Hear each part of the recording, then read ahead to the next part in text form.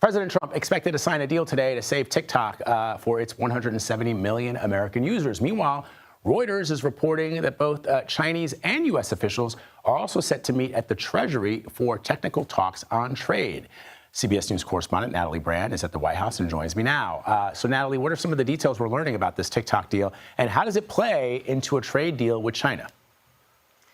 Well, Vlad, some analysts and lawmakers say and even worry that China could use this TikTok deal as leverage as these broader trade negotiations continue. And we know that Congress members who have raised for years concerns, national security concerns around TikTok, this popular app, will be scrutinizing the details of this deal. President Trump expected to sign an executive order on this afternoon. And from what we understand in speaking to White House officials, it will be a group of American investors that will have a stake now in TikTok, and it will be tech giant Oracle, according to the White House, that will provide the security, host the American user data, and also review the app's code and really popular, valuable algorithm. Now, we should disclose that Oracle was co-founded by Larry Ellison. His son, David Ellison, is the chairman of the parent company of CBS. Now, the White House says it feels content that this proposal, if it moves forward and is completed, complies with that law, that bipartisan law that passed Congress. But again, that is going to be something that lawmakers are really scrutinizing. Also important to note, Vlad, that China has been very vague in what it's saying about this proposal. All right.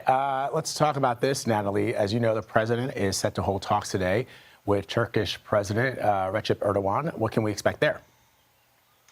Yeah, so he is expected to be arriving here in just about an hour from now. And President Trump himself previewed what they will be talking about when he announced this visit on social media. He said that they'll be discussing trade and military deals, including F-35 talks, which he said we expect to conclude positively. Now, the reason that's significant, you may remember during the president's first term, the U.S. removed Turkey, a NATO member, from the F-35 fighter jet program after Turkey bought a Russian air defense missile system. Now, President Erdogan himself has positioned himself as kind of an intermediary between Russia and Ukraine.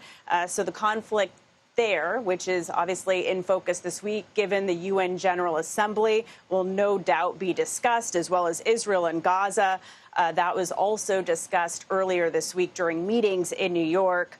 Turkey, as you know, has been sharply critical of Israel and the war with Hamas, even cutting ties over the conflict, Vlad. All right. Natalie Brand for us at the White House. Natalie, thank you very much.